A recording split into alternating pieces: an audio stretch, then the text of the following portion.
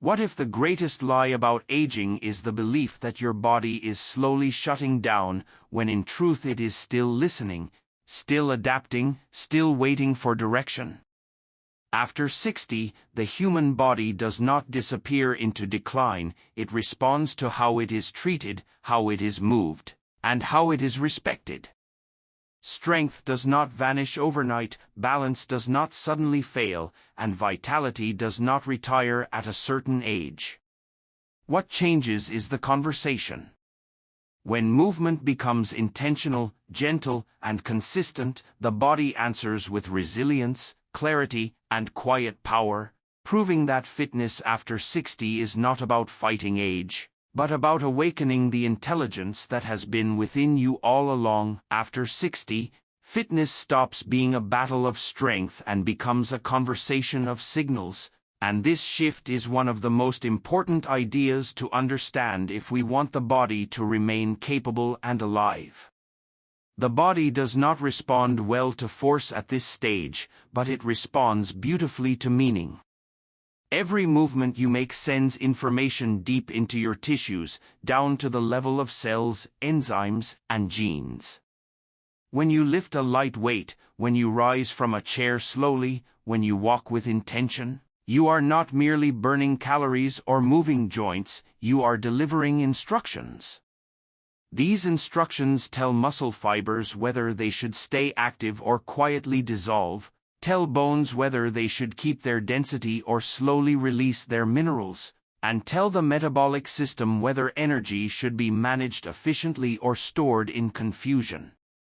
Muscle loss after 60 is often spoken about as if it were an unstoppable force, but science paints a far more hopeful picture. Muscles shrink not simply because of age, but because they stop receiving clear signals that they are needed.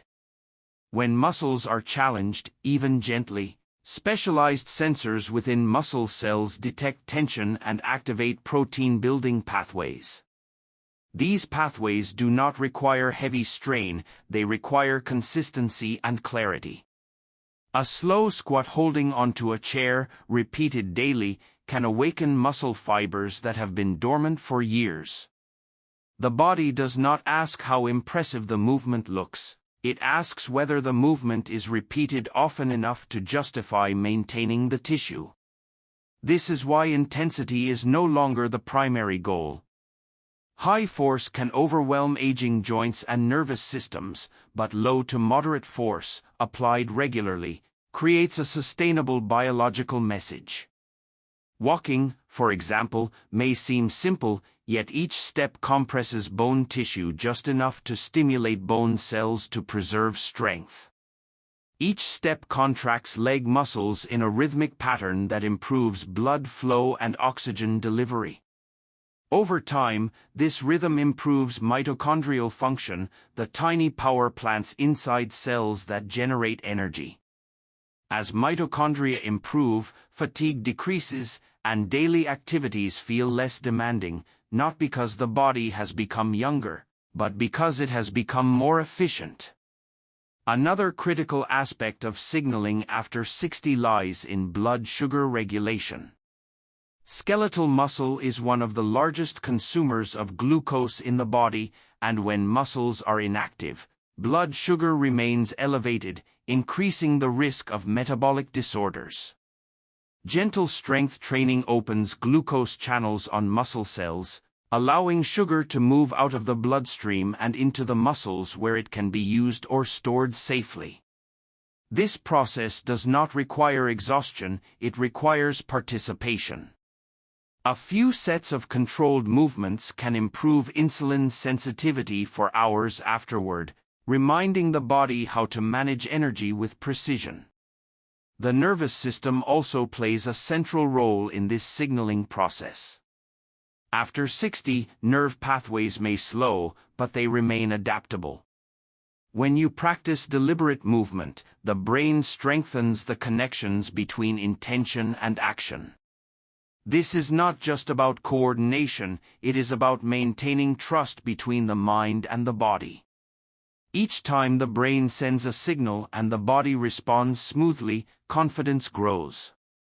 This confidence reduces fear of movement, which is one of the greatest barriers to staying active later in life. Fear tightens muscles, alters posture, and restricts breathing, while confidence allows movement to remain fluid and efficient.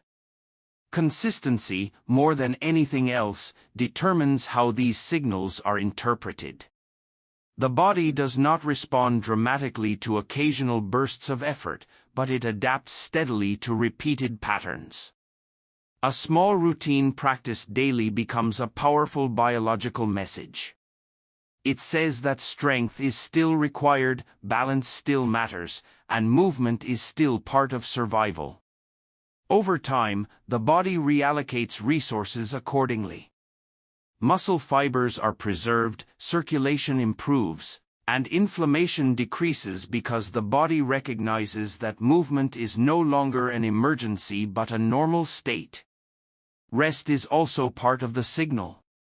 After 60, recovery is slower, and the body listens carefully to how it is treated between movements. Adequate rest tells the body that it is safe to rebuild. Sleep allows growth hormones and repair mechanisms to function, reinforcing the message sent by exercise. Without rest, signals become distorted, and the body may interpret movement as stress rather than nourishment. This balance between movement and recovery creates a cycle of adaptation that supports longevity rather than exhaustion. Perhaps the most profound element of signaling after 60 is psychological. When a person chooses to move their body despite stiffness, fatigue, or doubt, they send a message not just to muscles and bones, but to identity itself. The brain registers effort as evidence of relevance. It maintains motor maps, coordination patterns, and motivation circuits because they are still being used. This helps protect against cognitive decline and emotional withdrawal. Movement becomes a declaration that life is still active within the body, that participation has not ended. The beauty of this approach is its kindness. Fitness no longer demands punishment or comparison. It asks only for attention and respect. Each movement becomes an act of communication, a quiet statement that the body is still worth listening to. Over weeks and months, these messages accumulate, reshaping the internal environment in subtle but meaningful ways. Strength becomes quieter but more reliable. Energy becomes steadier. Pain often softens, not because the body has been forced into submission, but because it has been reassured through repeated, gentle truth. After 60, joints and connective tissues begin to tell a different story than muscles, and understanding this difference changes how we move and how we listen to our bodies. Muscles are richly supplied with blood and adapt relatively quickly, but tendons, ligaments, and joint cartilage live on slower timelines. They are nourished not by direct blood flow, but largely through movement itself. When joints move through safe ranges, synovial fluid circulates, delivering nutrients and removing waste. Without this motion, joints do not simply become stiff, they become undernourished, and the sensation we call pain often follows. Many people assume that joint discomfort is a natural and unavoidable result of aging, but biology suggests something more nuanced. Pain frequently arises not from age, but from long periods of stillness followed by sudden or poorly controlled effort. Connective tissue responds poorly to surprise. It thrives on predictability and gradual loading. When movement is slow and intentional, tendons align their collagen fibers more effectively, increasing their ability to handle everyday stress. This process cannot be rushed, but it can be encouraged with patience. Controlled movement is the language joints understand best. When a joint is taken gently through its full, comfortable range, nerve endings surrounding the joint send calming signals to the brain. These signals reduce protective muscle guarding, allowing movement to feel smoother and less threatening. Over time, the brain learns that the joint is safe to use, and the cycle of tension and avoidance begins to dissolve.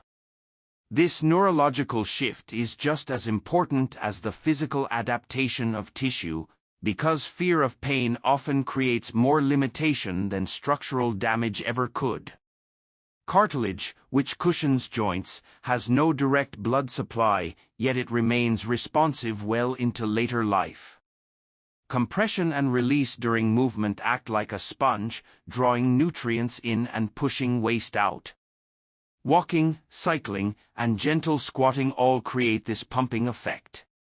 When these movements are repeated regularly, cartilage health is supported, and joint surfaces remain more resilient. The absence of movement, on the other hand, allows cartilage to thin and stiffen, increasing friction and discomfort during daily activities. Another often overlooked aspect of connective tissue health is hydration. Tendons and ligaments are composed largely of water-bound proteins. As we age, the sensation of thirst diminishes, and tissues gradually lose hydration. This makes them less elastic and more prone to irritation. Movement encourages fluid exchange within these tissues, but it works best when the body is adequately hydrated. Simple habits, like sipping water throughout the day, quietly support joint function in ways that are rarely appreciated but deeply impactful.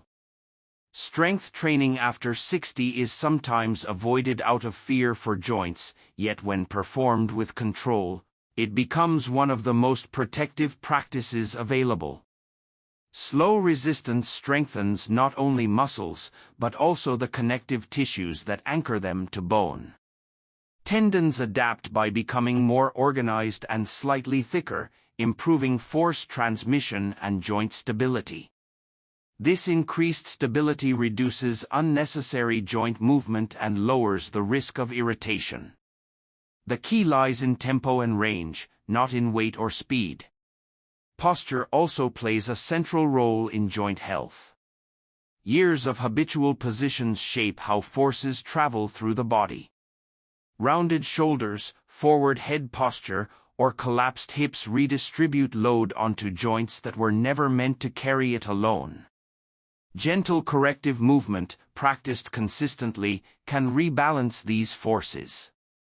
As alignment improves, joints experience less compression in vulnerable areas, and movement begins to feel lighter and more natural.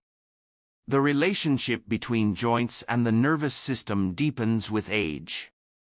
Joint receptors send continuous information to the brain about position and pressure.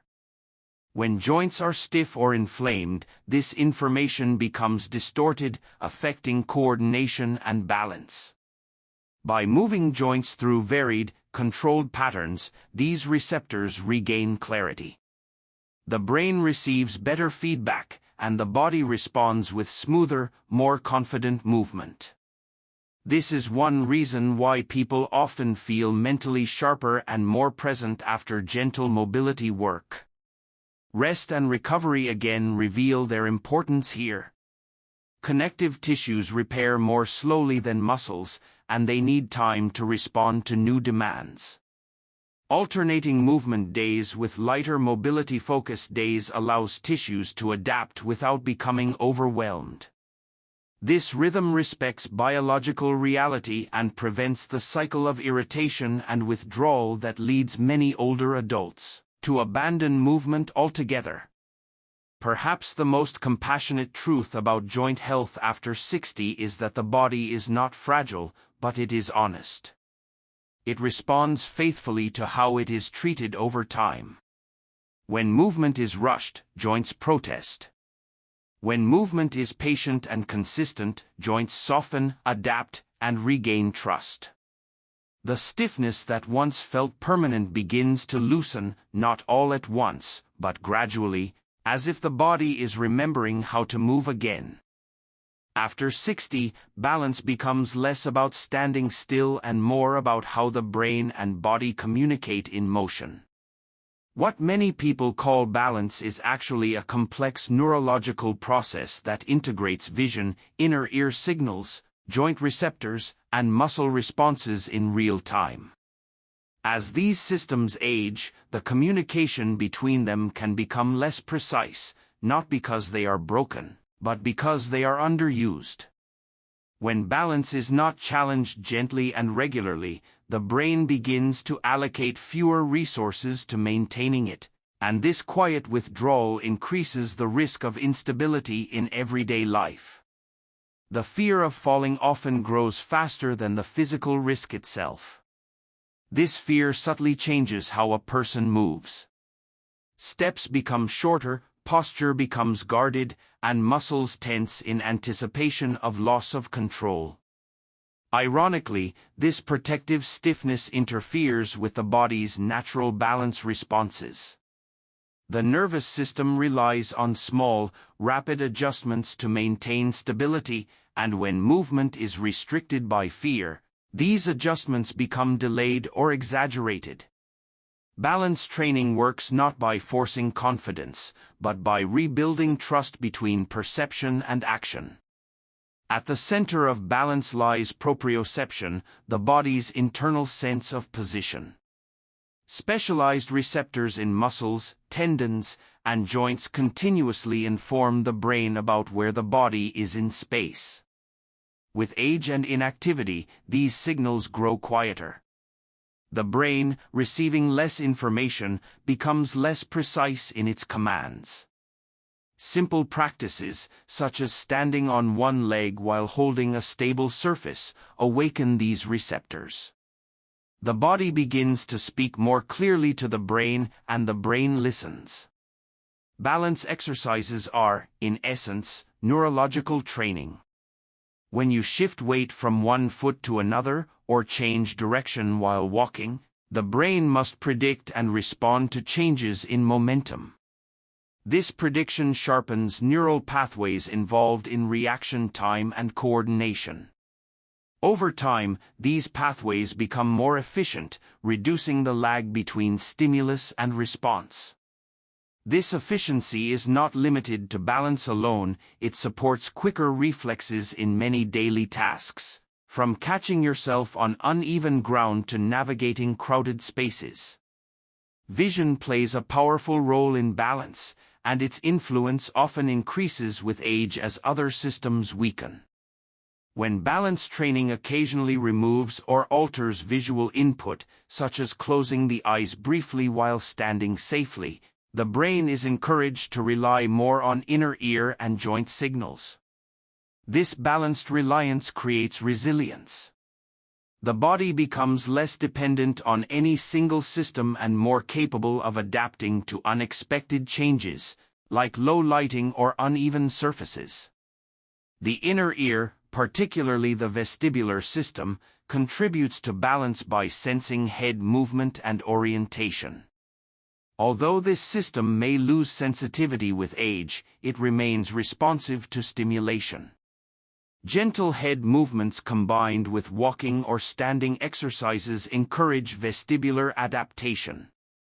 This stimulation helps reduce dizziness and improves the brain's ability to interpret motion accurately. The result is a calmer sense of orientation even during movement. Balance training also influences posture in subtle but profound ways. When the body learns to stabilize itself more efficiently, unnecessary muscle tension decreases. The spine aligns more naturally, and breathing becomes easier. This improved alignment reduces strain on joints and muscles, creating a feedback loop where better balance supports overall movement quality. Over time, this can change how a person carries themselves, restoring a sense of upright ease that often fades with age. Emotion and balance are more closely linked than most people realize. Anxiety alters breathing and muscle tone, both of which affect stability. Gentle balance practice encourages slow, steady breathing, which signals safety to the nervous system. As the nervous system calms, balance improves. This relationship works both ways. As balance improves, confidence grows, and anxiety diminishes. Movement becomes less about avoiding danger and more about exploring capability. Cognitive health also intersects with balance. Studies show that balance challenges engage areas of the brain responsible for attention and planning. When older adults practice balance, they are not only training their bodies, but also stimulating cognitive processes that support memory and focus.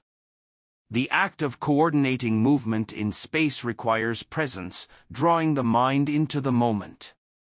This presence can feel grounding, offering a sense of clarity that extends beyond physical stability. Perhaps the most reassuring aspect of balance training after 60 is its adaptability. It does not require athleticism or speed. It requires curiosity and patience. The brain remains plastic, capable of change, when it is given meaningful input. Each small challenge, safely introduced, tells the nervous system that awareness and responsiveness are still needed. Over time, the body responds by refining its signals, and the sense of fragility that once felt inevitable begins to soften into quiet confidence. After 60, recovery quietly becomes the foundation upon which all meaningful fitness is built, yet it is often misunderstood as inactivity rather than intelligent restoration. The body does not weaken simply because it moves less aggressively, it weakens when it is not given time and conditions to repair. With age, the systems responsible for rebuilding muscle fibers, calming inflammation, and restoring nervous balance operate at a slower, more deliberate pace. This does not mean they are ineffective, only that they require respect. Recovery is no longer something that happens automatically in the background. It becomes an active biological process that must be supported. Every movement places a form of stress on the body, even gentle movement. Stress, in biological terms, is not harmful by default. It is information. Exercise introduces controlled stress that tells the body what to maintain and what to improve. Recovery is the phase in which the body interprets that information and acts on it. During rest, muscle cells repair microscopic damage, bones reorganize their mineral structure, and the nervous system recalibrates. Without adequate recovery, the message of exercise becomes distorted, and instead of adaptation, the body produces fatigue, stiffness, and irritation. Sleep stands at the center of recovery, especially after 60. During deep sleep, the body releases hormones that support tissue repair and immune regulation. Sleep also clears metabolic waste from the brain, improving mental clarity and emotional stability. As people age, sleep patterns often fragment, reducing the duration of deep restorative phases. Gentle daily movement can actually improve sleep quality by aligning circadian rhythms and reducing stress hormones. In this way, exercise and recovery are not opposites, but partners in a biological dialogue. Hydration is another quiet but essential aspect of recovery. Water supports every chemical reaction involved in repair. Dehydration thickens blood, slows nutrient delivery, and increases joint stiffness. Many older adults experience a reduced sense of thirst, which makes intentional hydration necessary. Adequate fluid intake supports circulation, helps regulate body temperature, and maintains elasticity in muscles and connective tissues. When the body is well hydrated, recovery becomes smoother and more efficient. Rest days, often feared as setbacks, are in fact periods of consolidation. On these days, the adaptations stimulated by exercise are reinforced. Light movements such as walking or gentle stretching can enhance circulation without adding significant stress. This active recovery helps remove metabolic byproducts and keeps joints mobile while allowing deeper tissues to heal. The rhythm of effort followed by rest mirrors natural biological cycles and prevents the accumulation of chronic inflammation. The nervous system requires recovery just as much as muscles do. After 60, the nervous system becomes more sensitive to overload. Excessive stimulation, whether physical or emotional, can lead to prolonged fatigue and reduced coordination. Recovery practices such as slow breathing, quiet walks, and mindful movement calm the nervous system and restore balance between activation and relaxation. This balance improves reaction time, focus, and overall resilience. Nutrition also plays a subtle role in recovery. Protein provides the building blocks for muscle repair, while vitamins and minerals support enzymatic processes involved in healing. After 60, protein absorption may become less efficient, making regular intake more important than large, infrequent doses. Balanced meals support stable blood sugar levels, reducing stress on the body and allowing repair mechanisms to function without interruption. Perhaps the most overlooked element of recovery is psychological permission. Many people carry the belief that rest is laziness or weakness. This belief creates guilt, which activates stress responses that interfere with healing. When rest is reframed as a deliberate investment in health, the body responds differently. The nervous system relaxes, inflammation decreases, and repair processes proceed more effectively. Compassion toward oneself becomes a biological advantage. Recovery also protects motivation. When the body is allowed to recover fully, movement feels rewarding rather than draining. Energy returns, and confidence grows. This positive feedback loop encourages consistency, which is far more valuable than intensity after 60. Sustainable fitness depends not on how hard one can push, but on how well one can listen and respond. Over time, honoring recovery changes the relationship with the body. Pain becomes information rather than an enemy. Fatigue becomes a signal rather than a failure. This awareness allows adjustments to be made before injury occurs. The body feels supported rather than challenged, and movement becomes a source of vitality instead of strain. In this way, recovery transforms fitness into a practice of longevity, where progress is measured not by exhaustion, but by the quiet return of strength, clarity, and ease. After 60, movement becomes something deeper than exercise because it touches identity, dignity, and the way a person experiences their own existence. Fitness at this stage of life is not driven by comparison or appearance, but by the desire to remain connected to the world through the body. Every time an older adult chooses to move, they are making a statement of self-respect, reinforcing the idea that their body is not a burden to be endured, but a living system worthy of care. This perspective changes everything, because the brain responds differently when movement is motivated by compassion rather than punishment. From a biological standpoint, movement profoundly influences the brain. Physical activity increases blood flow, delivering oxygen and nutrients that support memory, attention, and emotional regulation. After 60, this circulation becomes especially important, as it helps protect neural networks involved in decision-making and mood. Gentle, regular movement stimulates the release of chemicals that promote calm and mental clarity, counteracting stress hormones that accelerate aging.